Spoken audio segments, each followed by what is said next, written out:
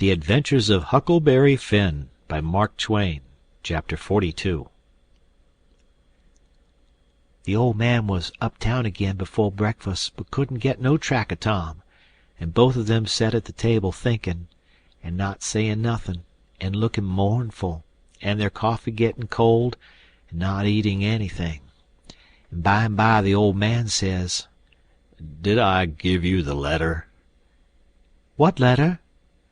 "The one I got yesterday out of the post office." "No, you didn't give me no letter." "Well, I must have forgot it." So he rummaged his pockets, and then went off somewheres where he had laid it down, and fetched it and give it to her. She says, "Why, it's from St. Petersburg. It's from Sis." I allowed another walk would do me good, but I couldn't stir. But before she could break it open she dropped it and run, for she see something, and so did I. It was Tom Sawyer on a mattress, and that old doctor, and Jim in her calico dress with his hands tied behind him, and a lot of people. I hid the letter behind the first thing that come handy, and rushed. She flung herself at Tom, crying, and says, "Oh, he's dead, he's dead, I know he's dead." And Tom he turned his head a little, and muttered something or other, which showed he warn't in his right mind. Then she flung up her hands and says, "He's alive, thank God, and that's enough." And she snatched a kiss of him, and flew for the house to get the bed ready, and scattering orders right and left at the niggers and everybody else as fast as her tongue could go, every jump of the way. I followed the men to see what they was going to do with Jim, and the old doctor and Uncle Silas followed after Tom into the house. The men was very huffy, and some of them wanted to hang Jim for an example to all the other niggers around there, so they wouldn't be trying to run away like Jim done, and making such a raft of trouble, keeping a whole family scared most to death for days and nights. But the others said, "Don't do it. It wouldn't answer at all. He ain't our nigger, and his owner would turn up and make us pay for him, sure." So that cooled them down a little, because the people that's always the most anxious for to hang a nigger that hain't done just right is always the very ones that hain't the most anxious to pay for him when they've got their satisfaction out of him. They cussed Jim considerable, though, and give him a cuff or two side the head once in a while. But Jim never said nothin', and he never let on to know me. And they took him to the same cabin, and put his own clothes on him, and chained him again, not to no bed leg this time, but to a big staple drove into the bottom log, and chained his hands too, and both legs, and said he weren't to have nothin' but bread and water to eat after this till his owner come, or he was sold at auction because he didn't come in a certain length of time, and filled up our hole, and said a couple of farmers with guns must stand watch around about the cabin every night, and a bulldog tied to the door in the daytime. And about this time they was through with the job and was tapering off with a kind of general good-bye cussin'. Then the old doctor comes and takes a look and says, "Don't be no rougher on him than you're obleeged to, because he ain't a bad nigger. When I got to where I found the boy I see I couldn't cut the bullet out without some help, and he warn't in no condition for me to leave to go and get help. And he got a little worse and a little worse, and after a long time he went out of his head, and wouldn't let me come anigh him any more. Said if I chalked his raft he'd kill me, and no end of wild foolishness like that.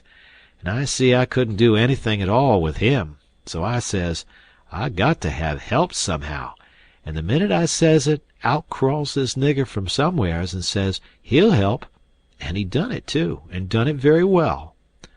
Of course I judged he must be a runaway nigger, and there I was. And there I had to stick right straight along all through the rest of the day and all night. It was a fix, I tell you. I had a couple of patients with the chills, and of course I'd have liked to run up to town and see them, but I dasn't, because the nigger might get away, and then I'd be to blame, and yet never a skiff come close enough for me to hail. So there I had to stick plumb until daylight this morning, and I never see a nigger that was a better nuss or a faithfuller, and yet he was risking his freedom to do it, and was all tired out too, and I see plain enough he'd worked mean hard lately. I liked the nigger for that. I tell you, gentlemen, a nigger like that is worth $1,000, and kind treatment, too. I had everything I needed, and the boy was doing as well there as he would have done at home. Better, maybe, because it was so quiet. But there I was, with both of 'em on my hands, and there I had to stick till about dawn this morning.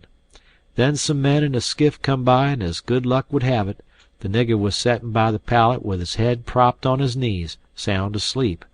So I motioned them in quiet, and they slipped up on him and grabbed him and tied him before he knowed what he was about, and we never had no trouble. And the boy being in a kind of a flighty sleep, too, we muffled the oars and hitched the raft on and towed her over very nice and quiet, and the nigger never made the least row nor said a word from the start. He ain't no bad nigger, gentlemen. That's what I think about him. Somebody says, "Well, it sounds very good, doctor, I'm obliged to say." Then the others softened up a little, too, and I was mighty thankful to that old doctor for doing Jim that good turn, and I was glad it was according to my judgment of him, too, because I thought he had a good heart in him and was a good man the first time I see him. Then they all agreed that Jim had acted very well, and was deserving to have some notice took of it and reward. So every one of them promised, right out and hearty, that they wouldn't cuss him no more. Then they come out and locked him up. I was hoping they was going to say he could have one or two of the chains took off, because they was rotten heavy, or could have meat and greens with his bread and water, but they didn't think of it, and I reckon it warn't best for me to mix in. But I judged I'd get the doctor's yarn to Aunt Sally somehow or other as soon as I got through the breakers that was layin' just ahead of me. Explanations, I mean, of how I forgot to mention about Sid being shot when I was tellin' how him and me put in that dratted night paddlin' round huntin' the runaway nigger. But I had plenty time.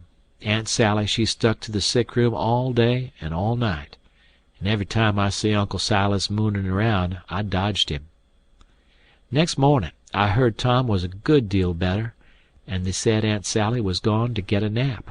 So I slips to the sick room, and if I found him awake I reckoned we could put up a yarn for the family that would wash. But he was sleepin' very peaceful, too, and pale, not fire-faced the way he was when he come. So I sat down and laid for him to wake. In about half an hour Aunt Sally comes glidin' in, and there I was, up a stump again. She motioned me to be still, and set down by me, and begun to whisper, and said we could all be joyful now, because all the symptoms was first rate, and he'd been sleepin' like that for ever so long, and lookin' better and peacefuller all the time, and 10 to 1 he'd wake up in his right mind. So we set there watchin', and by he stirs a bit, and opens his eyes very natural, takes a look, and says, "Hello! Why, I'm at home! How's that? Where's the raft?" "It's all right," I says. "And Jim?" "The same," I says, but I couldn't say it pretty brash. But he never noticed, but says, "Good! Splendid! Now we're all right and safe. Did you tell Auntie?" I was going to say yes, but she chipped in and says, "About what, Sid?" "Why, about the way the whole thing was done." "What whole thing?" "Why, the whole thing. There ain't but one. How we set the runaway nigger free, me and Tom." "Good land! Set the run! What is the child talking about? Dear, dear, out of his head again."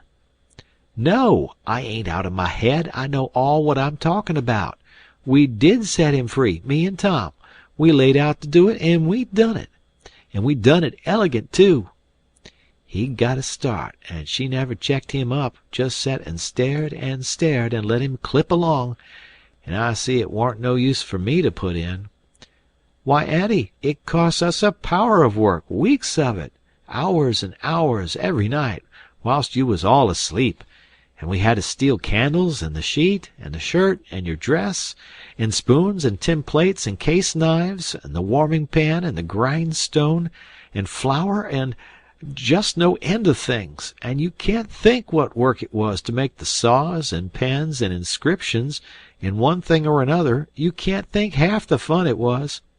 And we had to make up the pictures of coffins and things, and anonymous letters from the robbers, and get up and down the lightning rod, and dig the hole into the cabin, and made the rope ladder, and send it in cooked up in a pie, and send in spoons and things to work with in your apron pocket. Mercy sakes! And load up the cabin with rats and snakes and so on, for company for Jim, and then you kept Tom here so long with the butter in his hat that you come near spilin' the whole business, because the men come before we was out of the cabin, and we had to rush, and they heard us and let drive at us, and I got my share, and we dodged out of the path and let them go by, and when the dogs come they weren't interested in us but went for the most noise, and we got our canoe and made for the raft and was all safe, and Jim was a free man, and we done it all by ourselves. And wasn't it bully, Auntie? Well, I never heard the likes of it in all my born days. So it was you little rapscallions, that's been making all this trouble, and turned everybody's wits clean inside out, and scared us all most to death. I've as good a notion as ever I had in my life to take it out of you this very minute. To think, here I've been night after night, and you just get well once, you young scamp, and I lay I'll tan the old Harry out of both of you. But Tom, he was so proud and joyful, he just couldn't hold in, and his tongue just went it, she a-chippin' in and spittin' fire all along, and both of them goin' it at once, like a cat convention, and she says, "Well, you get all the enjoyment you can out of it now, for mind I tell you, if I catch you meddlin' with him again—" "Meddlin' with who?" Tom says, dropping his smile and looking surprised. "With who? Why, the runaway nigger, of course. Who'd you reckon?" Tom looks at me very grave, and says, "Tom, didn't you just tell me he was all right? Hasn't he got away?" "Him?" said Aunt Sally. "The runaway nigger? 'Deed he hasn't.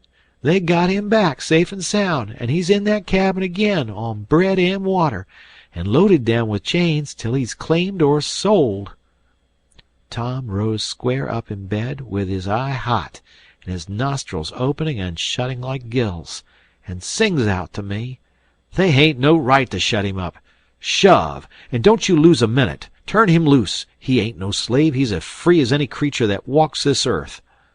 "What does the child mean?" "I mean every word I say, Aunt Sally, and if somebody don't go, I'll go.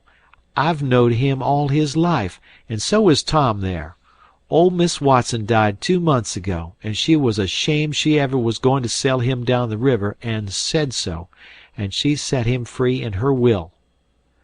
"Then what on earth did you want to set him free for, seeing he was already free?" "Well, that is a question, I must say, and just like women. Why, I wanted the adventure of it, and I'd a waded neck-deep in blood to— Goodness alive, Aunt Polly!" If she warn't standing right there, just inside the door, looking as sweet and contented as an angel half full of pie, I wish I may never. Aunt Sally jumped for her, and most hugged the head off of her, and cried over her, and I found a good enough place for me under the bed, for it was getting pretty sultry for us, seemed to me. And I peeped out, and in a little while Tom's Aunt Polly shook herself loose and stood there, looking across at Tom over her spectacles, kind of grinding him into the earth, you know. And then she says, "Yes, you better turn your head away. I would if I was you, Tom." "Oh, dearie me," says Aunt Sally. "Is he changed so? Why, that ain't Tom. It's Sid. Tom's... Why, where is Tom? He was here a minute ago." "You mean where's Huck Finn? That's what you mean. I reckon I hain't raised such a scamp as my Tom all these years not to know him when I see him. That would be a pretty howdy-do. Come out from under that bed, Huck Finn." So I done it, but not feeling brash. Aunt Sally, she was one of the mixed-uppest looking persons I ever see, except one, and that was Uncle Silas, when he come in and they told it all to him. It kind of made him drunk, as you may say, and he didn't know nothing at all the rest of the day, and preached a prayer-meeting sermon that night that gave him a rattling reputation, because the oldest man in the world couldn't have understood it. So Tom's Aunt Polly, she told all about who I was and what, and I had to up and tell how I was in such a tight place that when Mrs. Phelps took me for Tom Sawyer, she chipped in and says, "Oh, go on and call me Aunt Sally. I'm used to it now, and 'tain't no need to change." That when Aunt Sally took me for Tom Sawyer, I had to stand it. There wa'n't no other way. And I knowed he wouldn't mind, because it would be nuts for him, being a mystery, and he'd make an adventure out of it and be perfectly satisfied. And so it turned out, and he let on to be Sid, and made things as soft as he could for me. And his Aunt Polly, she said Tom was right about old Miss Watson setting Jim free in her will. And so, sure enough, Tom Sawyer had gone and took all that trouble and bother to set a free nigger free. And I couldn't ever understand before, until that minute and that talk, how he could help a body set a nigger free with his bringing up.